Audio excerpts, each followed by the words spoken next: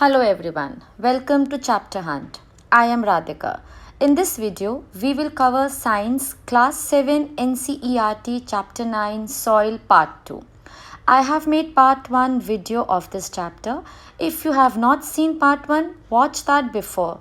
Then only you will understand Part 2 properly and you will cover whole chapter. So keep learning and explore to score good marks. Now let's get started. The question says, what are the properties of soil? तो soil की क्या properties होती हैं उसके बारे में आपको इसमें आंसर लिखना है. पहली प्रॉपर्टी क्या है? Percolation rate of water in soil. Soil is porous, that is, it has tiny pores in it. When water is poured over it, then some water gets absorbed in the soil and rest passes down the soil.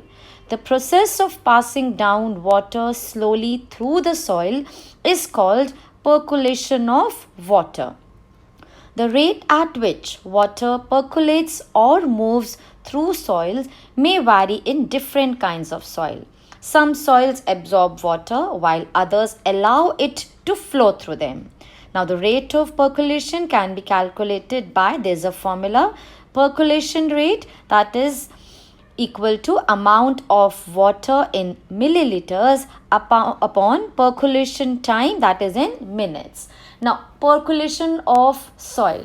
अब जब भी हम soil में पानी डालते हैं तो क्या होता है, कुछ पानी एब्जॉर्ब हो जाता है और बाकी नीचे वाली लेयर्स में चला जाता है. अब किसी भी सॉइल में जिस स्पीड से पानी जो नीचे जाएगा, जितना टाइम लगेगा, उसे कहते हैं हम परकोलेशन रेट. ठीक है. So it's very easy. आपने ये देखा है, जब आप पौधों को पानी डालते हैं उस मिट्टी में, किसी भी सॉइल में जब आप पानी डाल रहे हैं तो कुछ पानी तो वो सॉइल जो है, वो मिट्टी जो है एब्जॉर्ब कर लेती है, सोख लेती है. बाकी जो है पानी वो धीरे धीरे बाकी नीचे की जो लेयर्स हैं उनमें चला जाता है. अब परकोलेशन रेट क्या होता है कि किसी भी सॉइल में जितनी स्पीड से वो पानी नीचे जा रहा है, वो जब हम कैलकुलेट करते हैं कितना टाइम लगा, उससे कहते हैं हम percolation rate. The next property is moisture in the soil. The soil contains some water in it, which is called soil moisture. Usually, moisture is present as a thin film around the soil particles. This moisture is absorbed by the roots of plants. Thus, the moisture content of the soil is very important for the growth of crops. Even a dry soil has some amount of moisture in the air. Moisture का मतलब क्या हुआ, समझ में आया कि soil में कितना वाटर प्रेजेंट है, उसको कहते हैं हम मॉइस्चर. अब हमें पता है कि मॉइस्चर कंटेंट बहुत इंपॉर्टेंट है, क्योंकि अगर सॉइल में पानी ही नहीं है, मॉइस्चर ही नहीं है, सॉइल अगर ड्राई है तो रूट्स को पानी नहीं मिलेगा और इसी तरह से आपका प्लांट का ग्रोथ नहीं होगा. So the property of soil में लिखेंगे कि हाँ, सॉइल में मॉइस्चर होना बहुत ज़रूरी है, वाटर प्रेजेंट होना is very essential. Now, third property is absorption of water. Soil contains moisture in it, but it can still absorb or soak a lot of water. Every soil has a water absorption capacity which depends on how porous the soil is. Clay and loamy soils are most porous, hence can retain water in large quantities. That is why crops can grow over these soils. Sandy soil absorbs the least water. Its large particles allow more percolation of water. अब soil जो water absorb करती है वो कितना करती है, उसी के बारे में हम इस बारे में इस प्रॉपर्टी में बता रहे हैं कि सैंडी सॉइल है. सैंडी सॉइल क्या है, उसमें बहुत कम पानी एब्जॉर्ब होता है और ज़्यादा पानी परकोलेट कर जाता है, मीन्स बहुत जल्दी जल्दी ड्रेन हो जाता है. और क्लेई सॉइल क्या है, इसके बिल्कुल ऑपोजिट, वो ज़्यादा पानी एब्जॉर्ब करती है और लेस वाटर परकोलेट्स, मतलब उसमें जो पानी है वो बहुत धीरे धीरे नीचे की तरफ जाता है. The last property is the air content. Since soil is made up of particles of different sizes, these particles can be loosely bound or tightly bound. ये हमने पढ़ा था कि हाँ, जितनी भी अगर soil में अगर space है तो उसके particles में space है. Every soil has डिफरेंट आपका सैंडी में अलग तरह से पार्टिकल्स होंगे, क्ले में अलग होंगे, लोमी में अलग होंगे। तो जब पार्टिकल्स अगर टाइटली पैक्ड होंगे तो एयर कंटेंट कम होगा, अगर पार्टिकल्स लूजली पैक्ड है तो एयर कंटेंट ज़्यादा होगा। The air often occupy space in between this particles, this allows life to sustain in the soil such as micro organisms. ठीक है, तो ये चारों आपकी हो गई प्रॉपर्टीज ऑफ सॉइल। अगर आपको, बिकॉज दिस वेरी इंपॉर्टेंट, कई बार आपको एक सिंपल सा 2 मार्क्स का क्वेश्चन ये भी पूछते हैं, what is meant by water retention. तो क्या लिखोगे? अभी हमने जो पढ़ा, the ability of soil to hold water is called water retention. Soil कितना पानी अपने अंदर एब्जॉर्ब करके होल्ड कर लेती है उसको बोलते हैं वाटर रिटेंशन। रिटेंशन मतलब स्टोर करना। This is the water that remains in the soil after the rest of water has percolated. This is a measure of how much water will be available in the soil for plants and other organisms. यही अभी हमने पढ़ा था कि अगर हम soil में water डालते हैं तो वो अपनी कैपेसिटी के अकॉर्डिंग कुछ वाटर एब्जॉर्ब कर लेता है, बाकी जो है वो ड्रेन कर देता है। अब जितना उसने एब्जॉर्ब किया वो उसका हो गया रिटेंशन, और उसी कैपेसिटी के ऊपर आपका प्लांट का ग्रोथ डिपेंड करता है। It can be measured by subtracting the percolated water from the total amount of water added to the soil. क्या मतलब हुआ इसका? आपने कितना पानी डाला, आप पहले एक उसको मेजरिंग ग्लास में मेजर कर सकते हो कि आप मिट्टी में कितना पानी डाल रहे हो। उसके बाद आपने देखा कि जब तक आप उसमें डालो तब तक, जब तक कि पानी नीचे गिरना शुरू नहीं हो जाए। अब जितना पानी ड्रेन हो रहा है तब आप पानी डालना रुक जाओ। इसका मतलब जितनी मिट्टी ने पानी एब्जॉर्ब करना था उसने कर लिया। नाउ इसमें क्या लिखा है, क्या माइनस करेंगे? जितने पानी से आपने स्टार्ट किया था और जब आपने रोका पानी डालना तो कितना पानी बच गया, उन दोनों को माइनस करेंगे तो आपको पता लग जाएगा कि कितना उसमें अमाउंट आपका एब्जॉर्ब करा, कितना पानी उसने रिटेंशन हुआ है सॉइल में। The ability of soil to retain water is strongly related to the particle size. Clay soil has the maximum water retention and sandy soil has the least. अभी हमने पढ़ा कि हाँ, जो clay soil है वो उसमें जो है पानी एब्जॉर्ब करता है ज़्यादा और लेस पानी परकोलेट करता है, और sandy soil में क्या होता है कि it has the least water retention capacity. अब इसी के बेसिस पे हम पढ़ रहे हैं different types of soil. Explain the different types of soil. Now, depending upon its composition, a soil can be classified as sandy soil, clay soil or loamy soil. Now, अलग अलग सॉइल सैम्पल्स में soil particles की जो composition होती है वो अलग अलग रहती है. ठीक है, किसी में हो सकता है सैंड पार्टिकल्स ज़्यादा हो, किसी में हो सकता है सिल्ट पार्टिकल्स ज़्यादा हो, किसी में हो सकता है क्ले पार्टिकल्स ज़्यादा हो, या किसी में ऐसा भी हो सकता है कि सैंड, सिल्ट, क्ले ये तीनों इक्वल प्रोपोर्शन में हो, कोई भी डोमिनेंट ना हो. और मोस्टली आप जब देखते हैं तो soils are a combination of all these three. ठीक है, सैंड, सिल्ट एंड क्ले, बस इनका प्रोपोर्शन डिफरेंट होता है, और इसी प्रोपोर्शन के डिफरेंट के बेसिस पे हम सॉइल को क्लासिफाई करते हैं as sandy, clay, loamy. Sandy soil नाम से समझ में आता है जिस सॉइल में ज़्यादा प्रोपोर्शन होगा सैंड पार्टिकल्स का. क्ले सॉइल जिसमें हुए फाइन पार्टिकल्स उसमें, तो उसको क्या बोलेंगे, क्ले सॉइल. और लोमी सॉइल वो होती है जिसमें सैंड, सिल्ट और क्ले इक्वल होते हैं, इक्वल प्रोपोर्शन में होते हैं और ये फाइन होती है. अब हम एक एक सॉइल के बारे में डिटेल में पढ़ते हैं. The first is Sandy soil. These contain mainly sand. These are quite large particles. There are large spaces between them, which is filled with air. Water can quickly drain through these spaces. Hence, sandy soils are light, aerated, and dry in nature. Sandy soils lack much nutrients, do not possess humus, thus it is less fertile. Thus, it does not support the diverse growth of plants. क्या समझाया हमने इसमें कि Sandy soil क्या है, mainly इसमें sand होता है. तो साइज इज़ क्वाइट लार्ज, क्योंकि इसमें ये बड़े बड़े से सैंड आपको दिखता है, और इसलिए क्या होता है, ये क्लोजली फिट नहीं होते हैं, इनमें गैप होता है. इसके जो पार्टिकल्स होते हैं ना, इसमें गैप होता है क्योंकि बड़े बड़े हैं और इसलिए इसमें एक पास पास नहीं रहते हैं. अब इसमें क्या हो गया, इन पार्टिकल्स में काफ़ी ज़्यादा गैप होता है. अब गैप होता है तो ये जो स्पेस है ये कौन ऑक्यूपाई कर लेता है, एयर. क्योंकि इस जो सैंडी सॉइल के पार्टिकल्स आर लूजली पैक्ड, दूर दूर होता है, तो इसमें स्पेस आ गई। अब इस स्पेस में क्या हो गया, एयर भर गई। अब अगर ये वेल एयरेटेड है तो ये सॉइल अच्छे से प्लांट को ऑक्सीजन और कार्बन डाइऑक्साइड प्रोवाइड कर सकती है।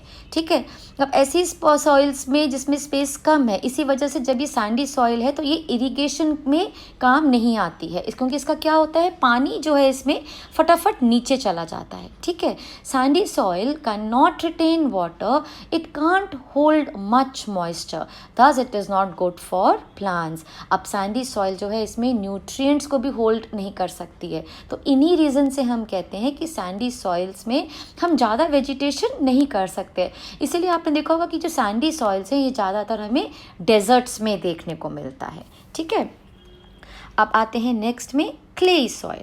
It consists of fine particles which have less space between them.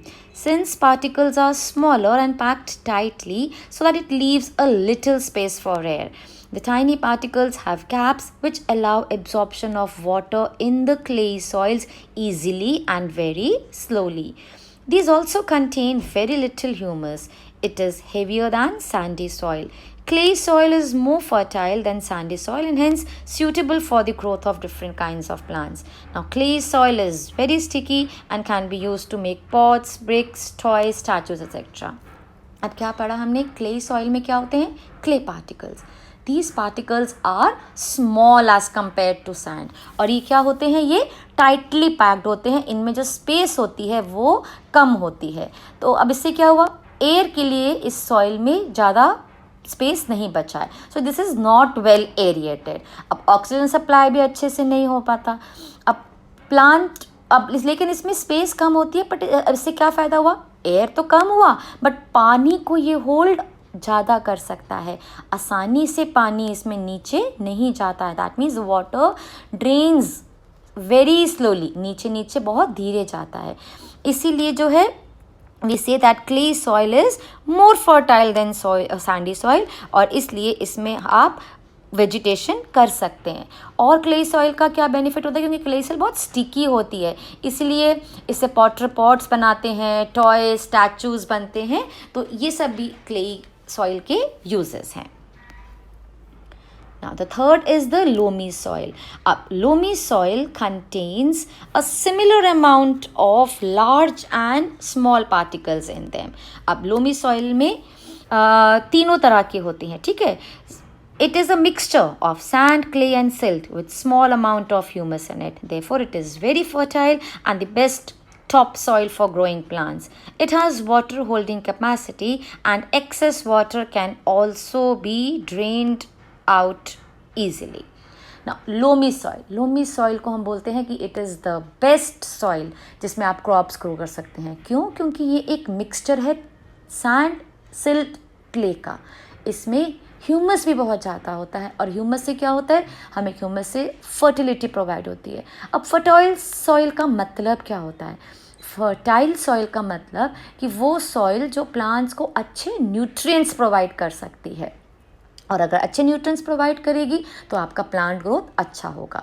अब लोमी सॉइल्स में क्या है, बिगर पार्टिकल्स भी हैं और स्मॉलर पार्टिकल्स भी हैं। अब बिगर पार्टिकल होने की वजह से क्या होगा, एरेशन अच्छा होगा, और इसमें स्मॉल पार्टिकल्स भी हैं। स्मॉल पार्टिकल्स होने से क्या होगा कि इसमें जो वाटर है वो रिटेंशन अच्छे से होगा, उसकी होल्डिंग कैपेसिटी अच्छी होगी। यही रीज़न है कि जो लोमी सॉइल है is the best soil for growing crops. ठीक है, now the next question, what is meant by soil erosion and what are the causes of soil erosion? The removal of the fertile topsoil of land by wind or water is called soil erosion. Soil erosion occurs easily in those areas of land which are not covered by vegetation, that is trees and other plants, or have a very little vegetation. अब इसके causes क्या होते हैं, wind, water and overgrazing and deforestation. When soil is constantly exposed to wind, the finer topsoil particles are carried away with the wind, causing erosion. Flowing water above land removes the top layer of soil. Along with its flow, it causes erosion. And overgrazing by cattle and deforestation removes plant roots from the soil. These roots are then unable to hold on the soil particles and soil becomes loose and gets eroded. अब soil erosion क्या होता है? आपके ये जो natural agents हैं, पानी, हवा, आइस, स्नो, इनके वजह से जब भी सॉइल की जो अपर लेयर है वो एक जगह से दूसरी जगह चली जाती है, उसको कहते हैं सॉइल इरोजन. जैसे कभी अगर आपने सुना फ्लड्स आ जाते हैं, तो फ्लड्स आने से क्या होता है, उस पानी के साथ साथ सॉइल भी चली जाती है. तो मतलब जब टॉप सॉइल का डिस्प्लेसमेंट हो जाता है, उसे कहते हैं हम soil erosion. And we know the top soil is the most fertile soil. और अगर टॉप सॉइल ही हवा से या किसी भी एजेंट से उड़ के यहाँ से वहाँ चली जाती है, दूसरी जगह चली जाती है, तो आप वहाँ पे क्रॉप कैसे ग्रो करोगे. इसलिए हम बोलते हैं कि वो लैंड क्या हो गया, इनफर्टाइल हो गया, क्योंकि उसकी जो न्यूट्रिएंट वाली सॉइल थी वो चली गई. और इसीलिए हम कहते हैं कि soil erosion causes the loss of the fertility of the land. अब विंड है, तेज़ हवा आई, वो ले गई पानी. आपने देखा फ्लड्स आया तो ऊपर से, उनकी टॉप सॉइल जो होती है ना वो हल्की होती है, वो हवा पानी से चली जाती है. ओवरग्रेजिंग का क्या मतलब हुआ कि आप क्या कर रहे हैं कि जो आपके कैटल, गोट, शीप, इनको आप एक ही पैस्चर ऑफ लैंड पे बार बार ग्रेजिंग के लिए ले जा रहे हैं. अब बार बार ग्रेजिंग से वहाँ का जो आप है वो लैंड तो बैरन हो जाएगा, खाली हो जाएगा, उसकी ग्रास ही हट जाएगी. अब ग्रास है तो रूट्स, प्लांट की क्या होती हैं, रूट्स होती है ना, तभी तो वो मिट्टी को होल्ड करके रखती है और मिट्टी नहीं उड़ के कहीं पे भी जा सकती है. पर अगर जब लैंड बैरन हो गया, ग्रेज कर दिया, ओवर ग्रेजिंग हो गई, बार बार आप वहीं पे ही कैटल, शीप, काऊ, किसी को भी ले जा रहे हैं ग्रेजिंग करने के लिए, तो वहाँ से वो बार बार वो घास खा लेते हैं, प्लांट्स को तोड़ देते हैं, खा लेते हैं. तो सॉइल तो क्या होगा, प्लांट्स हट गए, लैंड बैरन हो गया, और उसके बाद इसी वजह से जो है आपका सॉइल इरोजन हो जाएगा ड्यू टू विंड या वाटर. और डिफॉरेस्टेशन का मतलब क्या होता है कि आजकल हम ह्यूमन एक्टिविटीज़ कितनी सारी करते हैं. आप कहीं पे किसी को कंस्ट्रक्शन हो रहा है, माइनिंग एक्टिविटीज़ हो रही हैं, और हम क्या कर रहे हैं कि प्लांट्स को कट कर रहे हैं. Deforestation is cutting of forest, ताकि आप वहाँ पे कंस्ट्रक्शन या कुछ और कर सकते हैं. तो कटिंग ऑफ फॉरेस्ट आप करोगे तो आपको लैंड चाहिए, लैंड यूज़ कर रहे हैं किसी और पर्पज़ से. और अगर जैसे आपने प्लांट्स हटाए, लैंड बैरन हुआ, प्लांट्स हटे, सॉइल ऊपर की जो है हल्की होती है, और किसी भी एजेंट के थ्रू से वो यहाँ से वहाँ पे फ्लो करके चली जाएगी, और इसी वजह से क्या हो जाएगा, soil erosion. What are the effects of soil erosion? The important effects of soil erosion are as follows. Soil erosion can turn lush green forest into deserts and spoil the environment. No forest plants can grow in this remaining infertile soil. यही हमने पढ़ा कि अगर जहाँ पे forest थे, अगर वहाँ पे सॉइल इरोजन हो गया तो ऑब्वियसली वो डेजर्ट जैसा बन जाएंगे, और डेजर्ट में आपको पता है कि प्लांटेशन तो होगी नहीं, क्योंकि वहाँ पे क्या है, इनफर्टाइल सॉइल है. Now, soil erosion can lead to famines and excessive scarcity of food as the land is infertile. अब जब आपके वहाँ पे प्लांट ग्रोथ हो ही नहीं रहा, एंड वी नो कि हमारा जो बेसिक, हमें हर चीज़, फूड, क्लोथिंग, शेल्टर, जो भी हम बोलते हैं बेसिक नेसेसिटी हमारी जो होती हैं वो किससे प्रोवाइडेड होती हैं, हमारी प्लांट से. प्लांट ही नहीं है, कहीं पे इरिगेशन, एग्रीकल्चर फैसिलिटी नहीं, क्योंकि लैंड इनफर्टाइल है, तो obviously it will lead to scarcity मतलब फूड की कमी हो जाएगी. Soil erosion can cause floods as the rainwater is not stopped by the roots of the trees or plants near the river banks. I told you, river के side पे आप देखते हो ना, कई बार छोटे छोटे से प्लांटेशन करा होता है, प्लांट्स छोटे ग्रो करे होते हैं, ट्रीज होते हैं बैंक्स, रिवर बैंक्स के आसपास. क्यों होते हैं, क्योंकि जो उनकी जो सॉइल है वो मिट्टी को होल्ड करके रखती है. और अगर एक्सेसिव फ्लड्स आ जाती हैं, और अगर आपके वहाँ पे प्लांटेशन है ही नहीं, तो फिर से this water will cause soil erosion and it will erode the soil, right? How can we prevent soil erosion? अब आप soil erosion को prevent कैसे कर सकते हैं? Prevention of soil erosion is called conservation of soil. Conserve मतलब बचा के रखना, तो soil को बचा के रखना ही हम बोलते हैं, इसी को बोलते हैं कि सॉइल इरोजन को प्रिवेंट करना, उसे कहते हैं सॉइल को कंजर्व करना. अब कैसे कर सकते हैं वो? Mass awareness to reduce deforestation for industrial purposes. अभी हमने पढ़ा ना डिफॉरेस्टेशन की, land excessive cutting of trees and forest, तो उसको हमें मास अवेयरनेस मतलब हमें लोगों को बताना है कि आपको डिफॉरेस्टेशन कम करना है. इंडस्ट्रियल पर्पसेस के लिए जो डिफॉरेस्टेशन हो रहा है उसे कम करेंगे, तभी हम सॉइल इरोजन को प्रिवेंट कर सकते हैं. Helping local people to regenerate the degrading forest. और अगर जो आसपास के जो लोग हैं, जो लोकल पीपल वहाँ पे रहते हैं, उनको बता सकते हैं कि जहाँ पे जो फॉरेस्ट ख़राब हो रहे हैं, जो कि फॉरेस्ट डिग्रेड हो गया है, उसको हेल्प करके उसको दोबारा से उसकी इम्प्रूव करा जाए वहाँ पे।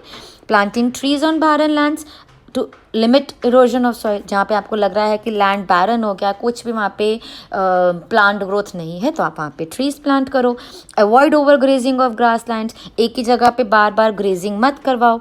Use of step farming in hill regions, आपने देखा है कि हिली एरियाज में स्टेप्स में फार्मिंग करी जाती है, इस वजह से भी आपका सॉइल जो है इरोड नहीं होता है।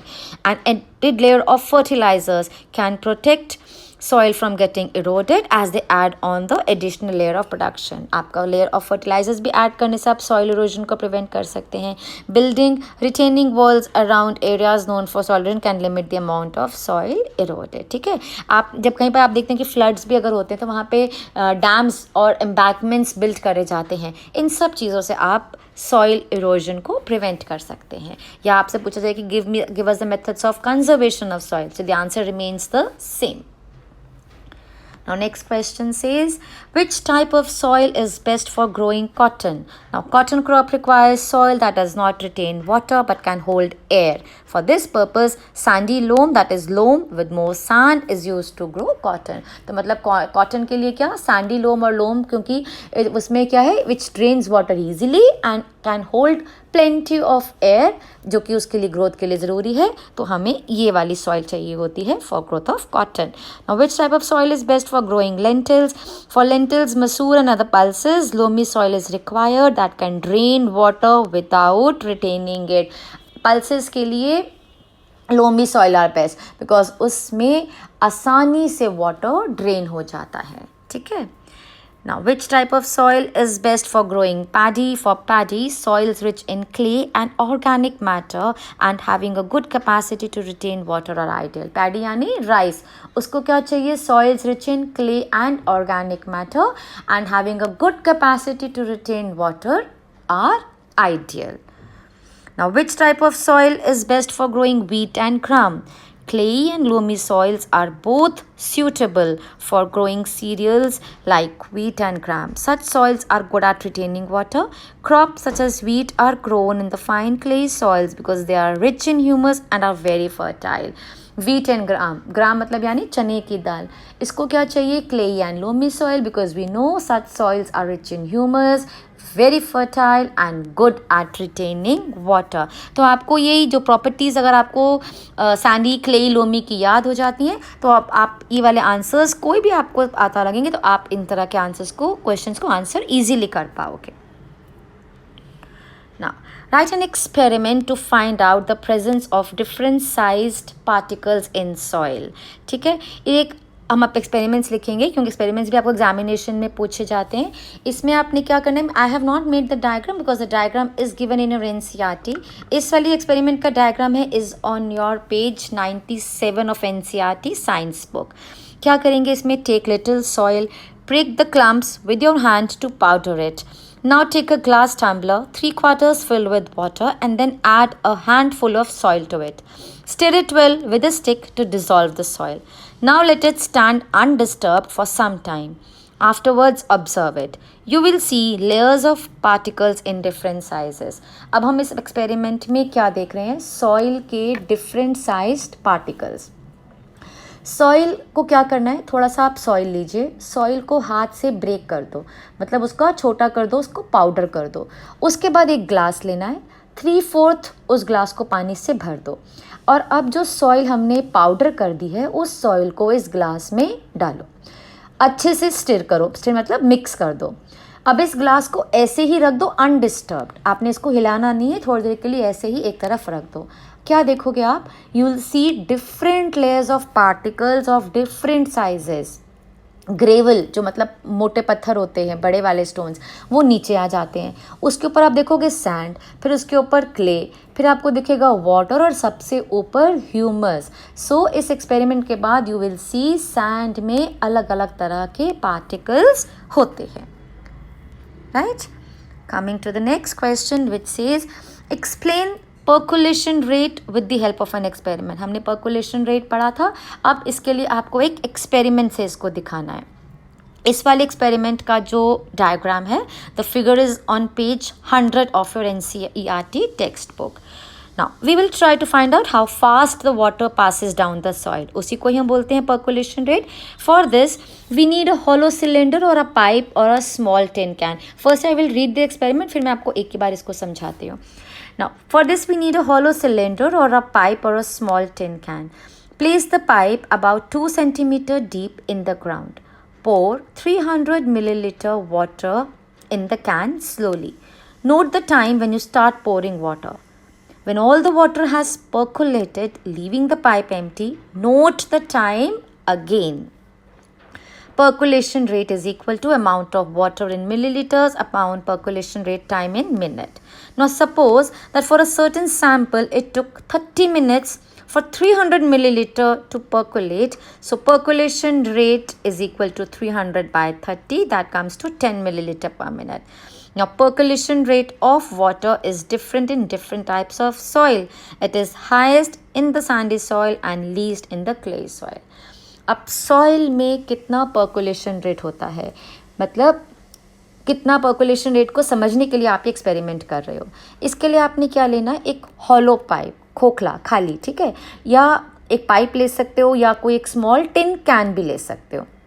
तो अगर आपने एक पाइप लिया है, उसको आपने क्या करना है, 2 सेंटीमीटर डीप ग्राउंड में गाड़ देना है, या मतलब फिक्स कर देना है. आप क्या करोगे, now you take 300 millilitre water और उसको आपने कैन में डालना शुरू कर देना है.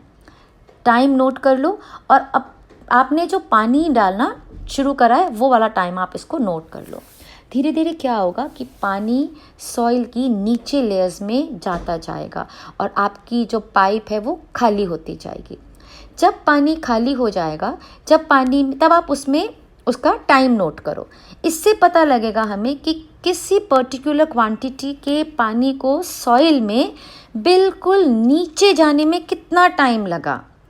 यानी ये क्या हो गया, उसका, उस सॉइल का पर्कुलेशन रेट. इससे हम कैलकुलेट क्या कर पाएंगे कि उस सॉइल का पर्कुलेशन रेट कितना है. अब कैसे किया, इसका आपने फॉर्मूला देखा था, amount of water. Amount of water मतलब आपने कितना पानी लिया मिलीलीटर्स में. पर्कुलेशन टाइम लिखा है हमने अपॉन पर्कुलेशन टाइम, इसका मतलब कितना टाइम लगा पानी को नीचे जाने में. दोनों का हमने टाइम मेजर किया था, है ना, और ये किस में होता है, इन मिनट्स. अब हमने कितना पानी लिया था, 300 मिलीलीटर वाटर लिया था. सपोज कर लो कि हमें लगा आधा घंटा या 30 मिनट्स उस पूरे पानी को नीचे जाने में. तो पर्कुलेशन रेट कैसे निकालोगे आप, कितना पानी लिया, 300, ठीक है, डिवाइडेड बाय आपका 30, जिससे कि आपका आ गया 10 मिलीलीटर पर मिनट. ठीक है ना, क्योंकि हमने क्या बोला, हमने एक रफ एस्टिमेट लगाया कि हमें 30 मिनट्स लगे उस पानी को पूरा नीचे जाने में. तो अब फॉर्मूला के अकॉर्डिंग हम 300 को 30 से डिवाइड करोगे. सो दैट मीन्स पर्कुलेशन रेट कितना आया, 10 मिलीलीटर पर मिनट. ठीक है, तो ऐसे आप कैलकुलेट करते हैं percolation rate of a soil. अब percolation rate highest in sandy soil and least in clayey soil. Logical है, हम पढ़ चुके हैं. नाउ कार्बन, हमें क्या पता है कि वी नो सैंडी सॉइल के पार्टिकल्स बड़े होते हैं, पानी जल्दी नीचे चला जाएगा, इसलिए पर्कुलेशन रेट इज हाई और क्ले सॉइल में लीस्ट होगा. Correct. Now you have to write an experiment to show the presence of moisture in the soil. इसका फिगर जो है आपकी page 101 of your NCERT book. Now take a boiling tube, put 2 spoonfuls of soil sample in it. Heat it on a flame and observe it. We will observe water droplets appear on the walls of the test tube. The soil contains moisture content, so on heating, the water in the soil evaporates, moves up and condenses on the cooler inner walls of the upper part of the boiling tube. Similarly, on a hot summer day, the vapor comes out of the soil and air above the soil seems to shimmer, that is shining with a slightly shaking light. इस experiment से moisture की presence को prove करेंगे. हम क्या करेंगे, एक boiling tube लेंगे, उसमें 2 स्पून्स सॉइल का सैंपल डाल दीजिए, हीट करो. आप देखोगे कि धीरे धीरे सॉइल सैंपल में से वाटर ड्रॉपलेट्स जो हैं वो ऊपर की तरफ आएंगे और ट्यूब की साइड्स में कंडेंस हो जाएंगे। अब आपने तो सूखी सी सॉइल ली थी, हीट किया था, लेकिन क्योंकि उस सॉइल में मॉइस्चर प्रेजेंट है तो जैसे ही उसे हीट मिली वो जो वाटर है वो इवापोरेट हो गया और ऊपर जाकर कूलर साइड्स जो हैं जो बॉइलिंग ट्यूब के उसके पास कंडेंस हो जाएगा। ठीक है, सो इस एक्सपेरिमेंट से आपको ये प्रूव हो जाता है कि यस सॉइल हैज़ मॉइस्चर। और ये जो लास्ट में लिखा है इसी जो आपका ने कंसेप्ट समझा है, इसी के रीज़न से आपको कई बार दिखता है हॉट समर डे में कई बार आपको दिखता है सॉइल की जो ऊपर की लेयर है वो शिमर कर रही है, शाइन कर रही है, क्योंकि उसमें भी वेपर होता है, उसमें भी मॉइस्चर है और उसके बाद इवापोरेशन वाला प्रोसेस होगा। सेम इसी वजह से आपको रीज़न से आपको क्या लगता है कि it is shining with a slightly shaking light, कि ये क्या हो रहा है, ये एक शाइन कर रही है इसके ऊपर या चमक रही है। Now the next question says, write an experiment to show amount of water absorbed by the soil। इसका जो डायग्राम बना हुआ है वो है आपका पेज 101 और 102 में, आप देखो NCERT बुक के। क्या करना है इसमें, take a plastic funnel and put a filter paper on it, weigh 50 grams of dry powdered soil and pour it into the funnel. Measure a certain amount of water in a measuring cylinder and pour it drop by drop on the soil using dropper. Do not let all the water fall at one stop. Pour water all over the soil. Keep pouring water till it starts dripping. Subtract the amount of water left in the measuring cylinder from the amount you started with. This is the amount of the water retained by the soil. और इसका calculation भी हमने ये पूरा यहाँ पे करके दिखाया है। क्या किया है अब आपने नाउ यू विल सी कि कितना सॉइल जो है कितना वाटर एब्जॉर्ब करती है। इसके लिए आपने क्या किया, एक प्लास्टिक फनल लो, उसके ऊपर फिल्टर पेपर लगा दो। अब 50 ग्राम सूखा पाउडर्ड सॉइल लोगे और इस फनल के ऊपर रख दोगे। Now what you have to do, you have to take a measuring cylinder and उसमें आपने देखो कि आपने कितना पानी लिया है। फॉर एग्जाम्पल आपने 10 मिलीलीटर पानी लिया। Now with the help of a dropper, drop by drop इस सॉइल के ऊपर पानी डालो। जहाँ सॉइल है पूरी सॉइल में आपने पानी डालना है और तब तक पानी डालना है जब तक पानी नीचे गिरना शुरू नहीं हो जाता है, और जैसे ही पानी नीचे गिरना शुरू हो जाएगा स्टॉप कर देना है आपने। अब आपको देखना है कि मेजरिंग सिलेंडर में कितना पानी बच गया। ठीक है, इस तरह से आपने करना है। अब आप पहले कैलकुलेशन देखो, उसके बाद आई विल एक्सप्लेन यू।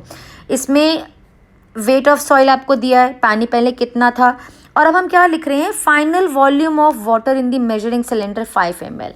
अब सोचो, इमेजिन करो कि आपने शुरू तो किया था 10 ml पानी से, ठीक है, जब आपने डालना शुरू किया था। अब इमेजिन करो सिर्फ 5 ml पानी बच गया। ठीक है, you started with 10 millilitre of water and final बच गया 5 मिलीलीटर। पानी तब गिरेगा जब सॉइल की एब्जॉर्प्शन कैपेसिटी फिनिश हो जाएगी, यानी सॉइल ने अपनी कैपेसिटी के अकॉर्डिंग पानी एब्जॉर्ब कर लिया। Then after that it started to drain. So soil ने कितना पानी एब्जॉर्ब किया, 5 मिलीलीटर। ठीक है, so if you have to find out percentage of water absorb, आप कैसे निकालोगे, सॉइल का वेट 50 ग्राम्स, इनिशियल वॉल्यूम समझ लो आपने, हमने इसको यू लिख दिया।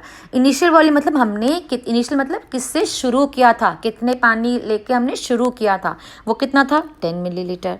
Now final volume of water in the measuring cylinder, suppose इसको हम वी ले लेते हैं। ठीक है, और हमने ये सपोज किया कि हमारा जो पानी बच गया था सिलेंडर में, मेजरिंग सिलेंडर में, वो 5 ml रह गया था। ठीक है, तो अब कैसे निकालोगे आप volume of water absorb by the soil, obviously u minus V करोगे, 10 - 5 है ना। तो मतलब आपने क्या देखा कि volume of water absorb by the soil is 5 millilitre. अब weight of water absorbed by the soil is 5 gram because 1 milliliter of water has weight equal to 1 gram। क्या मतलब हुआ, अब इसको वेट में अगर देखते हैं तो 1 मिलीलीटर वाटर का वेट कितना होता है, 1 ग्राम। पर अगर 1 मिलीलीटर वाटर का वेट 1 ग्राम है तो 5 मिलीलीटर वाटर का कितना वेट होगा, 5 ग्राम। ठीक है, अब इसको हम अपने एक फॉर्मूले में डालेंगे और परसेंटेज ऑफ वाटर निकाल लेंगे। कैसे, U minus V upon 50 into 100, मतलब कितना वाटर एब्जॉर्ब किया डिवाइडेड बाय कितना वेट एब्जॉर्ब किया डिवाइडेड बाय कितना वेट हमने सॉइल का लिया था, मल्टीप्लाई बाय 100। ठीक है, दोबारा समझो इसको, कैसे परसेंटेज ऑफ वाटर एब्जॉर्ब निकालेंगे कि आपकी सॉइल ने कितना वेट एब्जॉर्ब किया, डिवाइड दैट बाय कितना वेट सॉइल हमने लेके स्टार्ट किया था एंड मल्टीप्लाई बाय 100। ठीक है, समझ गए? तो 5/50 into 100 that comes to 10%। So that means 10% water soil ने एब्जॉर्ब किया। This is a little complicated, but एक दो बार आप दोबारा इसको सुनो, दोबारा से समझो, समझ में आ जाएगा। फिर भी समझ में नहीं आता है तो do right me in the comment section, I will explain you again, right? So alright, with this was our chapter soil. I really hope you all must have learned something new and found it interesting. If you like this video and found it helpful, to like and share it with your friends. Please subscribe to Chapter Hunt. I'll see you soon in my next video. Till then, take care. Bye-bye.